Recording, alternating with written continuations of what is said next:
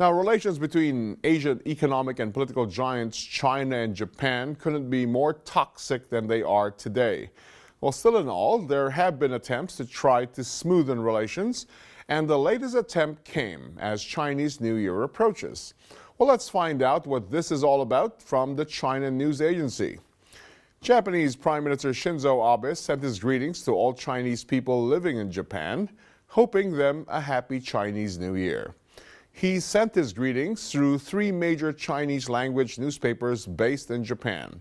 He wrote, and I quote, "I sincerely wish that relations between China and Japan would return to the original strategic and mutually beneficial relationship.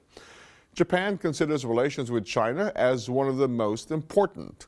China is Japan's largest trading partner, while Japan is China's largest investment country.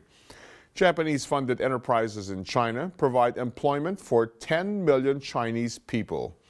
Since diplomatic relations between the two countries normalize, trade between China and Japan has grown from $1 billion to over $330 billion. During the same period, personnel exchanges between Japan and China has also grown from 20,000 to 5 million people. Japan and China should hold hands and contribute to the development of the East Asia region as well as the whole world. It's extremely important to maintain high-level talks between leaders of the two countries. The door of communication is always open. 3 Japanese prime ministers in the past 4 years have sent Spring Festival greetings to the Chinese." Well, nothing wrong with that. Fact is, it even seems a trend has developed. But that's why I call relations extremely toxic and full of cynicism. Well, maybe that's because China despises the person who gave that message. Then again, maybe it's just a history thing. Who knows? So speaking of cynicism, here's the Beijing Morning Post's report. Chinese Foreign Ministry spokesman Qin Gang says China hopes Japan can show some sincere attitude and do some real effort to fix the bilateral ties instead of saying one thing and doing another. Qin says, and I quote, "The year of the horse is approaching, and China places great importance on bilateral ties between China and Japan. We hope Japan can develop relations based on a clear understanding of history." Well, that's when China will know that Japanese leaders are sincere in wishing the Chinese people a happy new year.